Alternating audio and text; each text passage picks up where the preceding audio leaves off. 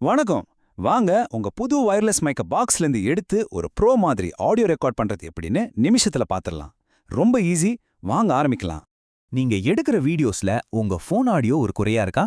ஒரு சூப்பர் வீடியோவோட குவாலிட்டியே அதுல இருக்கிற ஆடியோ தாங்க. ஆனா நம்ம ஃபோன்ல இருக்கிற மைக் சரிபட்டு வராது இல்லையா? கவலையே வேணாம். இதுக்கு ஒரு சிம்பிளான ஸ்டெப் பை ஸ்டெப் தீர்வு இப்ப பார்க்கலாம்.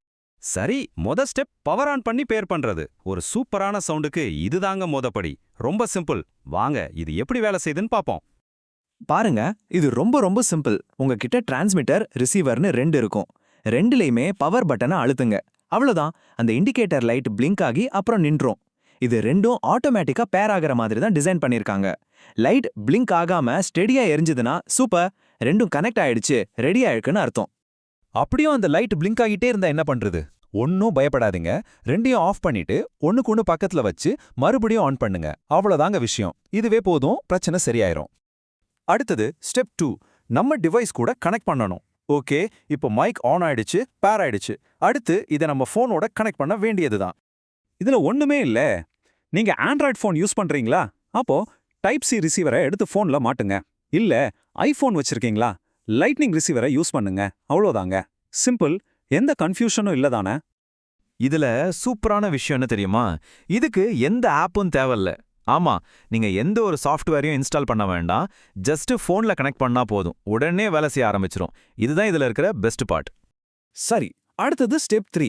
உங்க ரெக்கார்டிங்க ஆரம்பிக்கலாம். இங்க தாங்க அந்த மேஜிக்கே நடக்க போகுது. இப்போ நீங்க என்ன பண்ணணும்னா, உங்க ஃபோன்ல இருக்கிற கேமரா ஆப்பை ஓபன் பண்ணி வீடியோ மோடுக்கு போங்க. இல்லனா உங்க வாய்ஸ் ரெக்கார்டர் ஆப்பை திறந்தா போதும். நீங்க ரெக்கார்ட் பட்டனை தட்டின உடனே உங்க ஃபோன் ஆட்டோமேட்டிக்கா இந்த வயர்லெஸ் மைக்கை தான் யூஸ் பண்ணும். நீங்க வேற எந்த செட்டிங்ஸையும் மாத்தவே வேண்டாம். நேரா ரெக்கார்ட் பண்ண ஆரம்பிக்க வேண்டியதுதான். இப்போ அடுத்த ஸ்டெப் ரொம்ப முக்கியம்.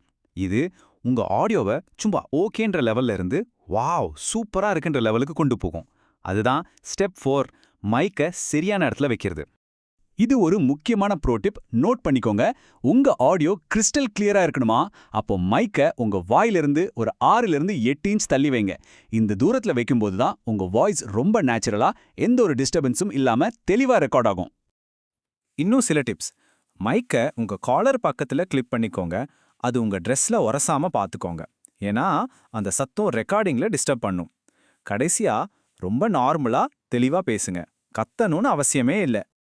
ஓகே, இப்போ கடைசி step. Step 5. Final audio check. எல்லாம் சரியா பண்ணிருக்கோமான்னு பார்க்குற நேரம் இது. நீங்க ரெக்கார்ட் பண்ணி முடிச்சதும் ஒரு முக்கியமான விஷயம் பண்ணணும். நீங்க ரெக்கார்ட் பண்ணதை கேட்கறதுக்கு முன்னாடி ஃபோன்ல இருந்து அந்த ரிசீவரை கழட்டிடுங்க. அப்போதான் உங்க ஃபோன் ஸ்பீக்கர்ல நீங்க ரெக்கார்ட் பண்ண ஆடியோவை கேட்க முடியும். இதை மறக்காதீங்க. சரி, இப்போ உங்களுக்கான சக்சஸ் செக்லிஸ்ட். நீங்க ரெக்கார்ட் பண்ணதை கேட்டு பாருங்க. சவுண்ட் தெளிவா இருக்கா? எந்த ஒரு இரைச்சலோ ட்ரெஸ் உரசுற சத்தமோ இல்லாம இருக்கா? இதை மட்டும் செக் பண்ணிக்கோங்க. அவ்வளோதான், சூப்பரா பண்ணிட்டீங்க. இப்போ உங்ககிட்ட ஒரு அற்புதமான ஆடியோ குவாலிட்டி இருக்கு. பாத்தீங்களா இது எவ்ளோ சிம்பிள்னு? இப்போ உங்க வாய்ஸ் சூப்பரா கேக்குது. இத வச்சு அடுத்து என்ன கிரியேட் பண்ண போறீங்க?